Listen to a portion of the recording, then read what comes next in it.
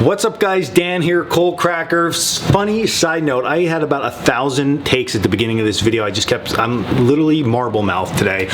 So you gotta bear with me a little bit. We might have a couple little extra cuts in this video. Sometimes YouTube is just wearing on the mind, but I am excited about today's video because it's a topic that I bet a lot of you have never heard about, and that is rapid response. So what is rapid response? It's actually a concept that takes the survival priorities and packing out those survival priorities, because if you don't already do this, you should be, and that is thinking about the survival priorities. That's fire, water, shelter, and food, and then packing equipment when you're going out into the outdoors or for your home emergency kit or your car emergency kit, and you should be packing items that can fulfill those needs to keep yourself safe. Okay, but the problem becomes there's so much stuff out there that you can buy and different things to start fire and different shelters you can buy and different containers you can buy. Like, what should you actually be packing? So rapid response is going to be a good way to question yourself and your skill level and your preferences to maybe narrow down what kind of gear you should actually be carrying with you when you go out and you're going to either recreate outside or, like I said, build a kit for emergencies. Okay, so again, survival priorities is where we start because you need to fulfill all of those in order to keep yourself alive. So an emergency situation can happen all different ways, right? It can be a really serious scenario where maybe you get injured and you get lost and you're out of food and you don't have a water source and all this stuff starts happening and you have to use all your different skill sets.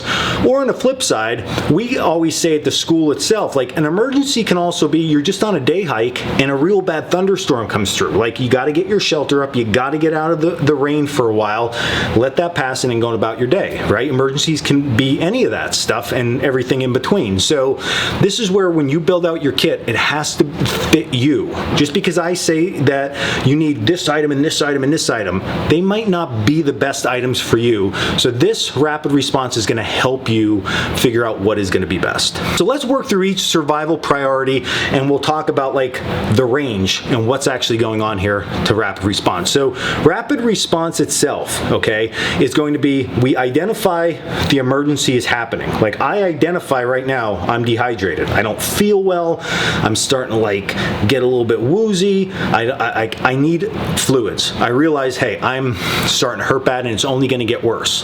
So how do we fix that in the quickest amount of time possible? Okay, so the very quickest thing that we can do is drink some water. Okay, now in the world of survival and outdoors, what do we always say, especially even on this channel? Like, what's our go-to for water disinfection? It's going to be some type of metal container that I can boil water in. Okay, so we think, okay, well, that's what I'm going to carry because I have my water.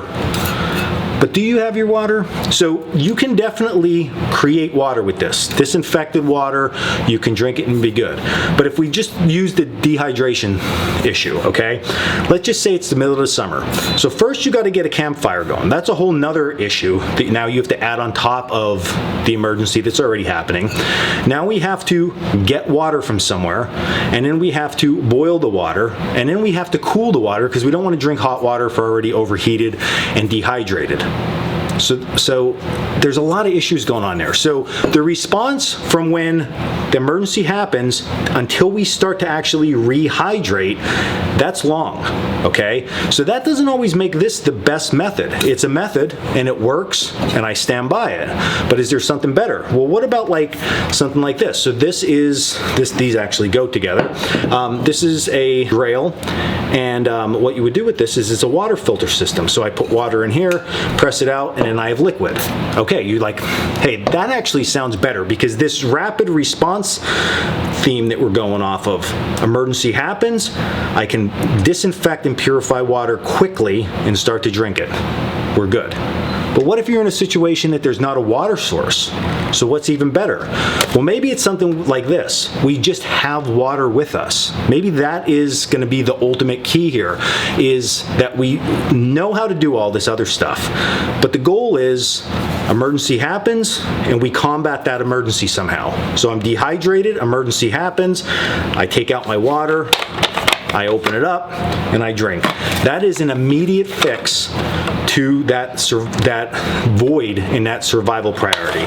So that's going to be your best option. Now, where all this other stuff comes into play, so we don't have to keep repeating this with each item, is when I run out of this water, then what do we do? Do we have those skill sets? Do we know how to find water? If we can find water, now these filter systems work really well. So we're good to go. But what about cold weather? What if these things freeze up and they're not working well? Do we know now how to boil water?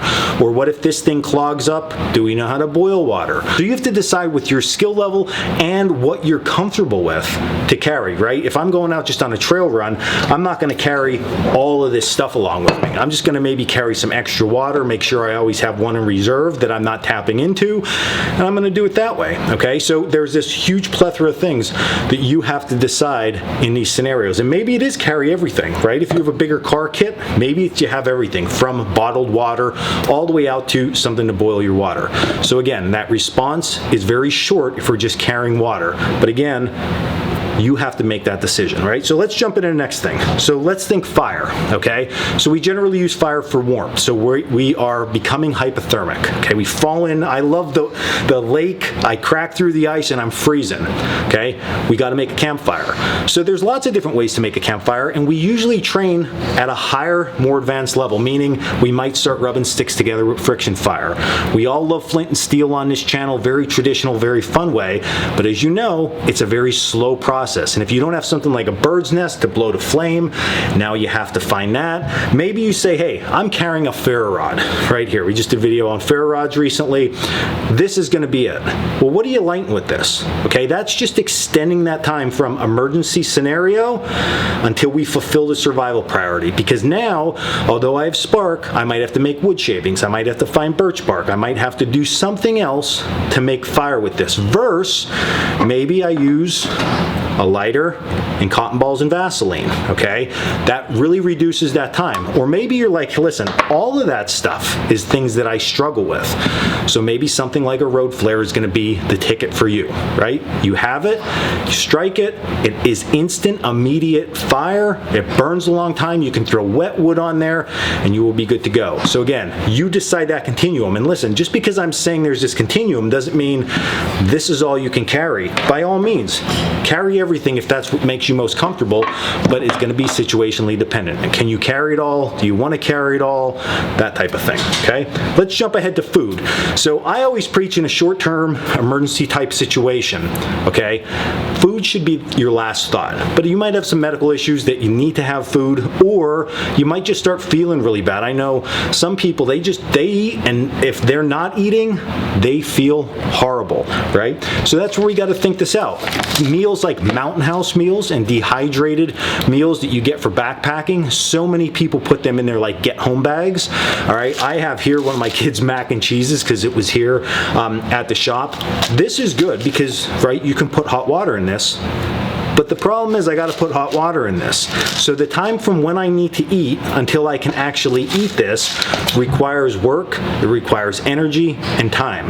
Versus something like an MRE, okay? So this is just the shortbread cookie out of an MRE. This thing has a long shelf life. I can open this and I immediately fulfill that void, all right?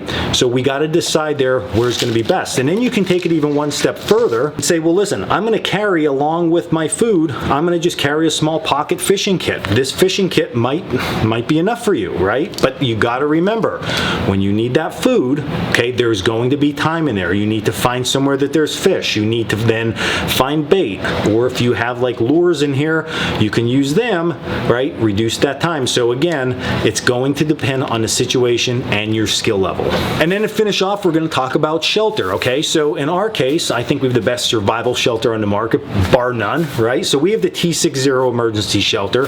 This is something that we preach all the time. Listen, you can set this thing up in right around a minute's time. So you tie it off to 2 trees, you have a lean-to style shelter. It can block wind and precipitation. So to me, that's like one of the fastest methods that we have found. There is other stuff out there. There are little mini pop-up tent things that you can use. You can build a debris shelter. Again, that rapid response from when the emergency happens until you can get something something set up, how quick can we close that time frame in?